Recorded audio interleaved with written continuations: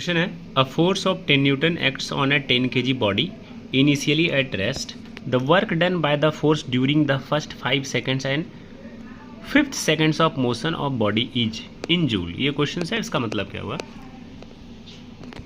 एक बॉडी है जिसकी मास कितनी है 10 kg, इनिशियली वो रेस्ट में यानी u = 0 आगे। सो अगर इस पर कितना फोर्स लगाया जा रहा है 10 न्यूटन का फोर्स लगाया जा रहा है और ये डिस्प्लेसमेंट ए से लेके बी तक हो रहा है 10 न्यूटन फोर्स पे।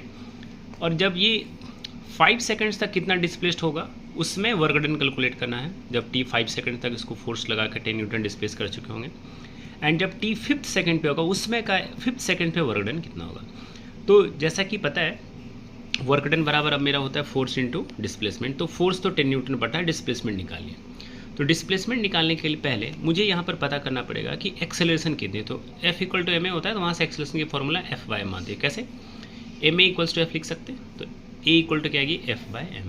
तो यहाँ से फोर्स मेरी कितनी है आप देख सकते हो 10 न्यूटन। कितनी है 10 न्यूटन। यहाँ से आप चेक कर सकते हो कि 10 न्यूटन 10/m, m कितनी है 10 kg। तो 10/10 कितनी होगी 1 मीटर/सेकंड²। Now work done by the force during the first 5 second. तो ए से बी 5 सेकंड मैंने टी ए बी कितना है 5 सेकंड है। मैं यहाँ पे इसको मार्क कर दे रहा हूँ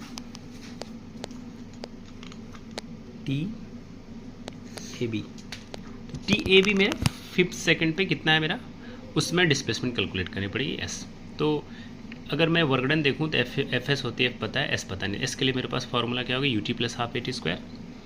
तो U = 0, T = 5, हाफ को हाफ। एक्सेलरेशन मेरी कितनी आई थी 1 मीटर/सेकंड²।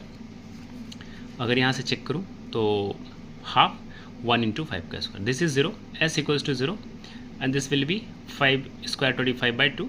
ओके, सो 2 से 25 को कैंसिल करेंगे, सो डेसिमल में 12.5 आएगी, राइट। तो S मेरी कितनी आएगी 12.5। तो मेरी S आ चुकी थी, वर्क डन निकालना था 5 सेकंड तक के लिए। सो यहाँ से मैंने लिखा work done at 5 second = F × S। F is 10, S मैंने कैलकुलेट किया 12.5। तो 12.5 × 10 125 जूल, ये आंसर है। अगर आप चेक कर सकते हो इसका ऑप्शन जो है ऑप्शन नंबर D 125 इकलौता रहा है। अगर आप MCQ सॉल्व कर रहे हो नीट या JEE के कुछ टर्म्स एग्जाम में तो आप डायरेक्ट इसको टिक कर सकते हो। अदरवाइज आप आगे अगर ये क्वेश्चन MCQ बोर्ड में आ गई, 11th क्लास में आ गई, बोर्ड में नहीं आएगी 11th में आ गई, तो इसको आप कैसे करोगे इस तरीके से।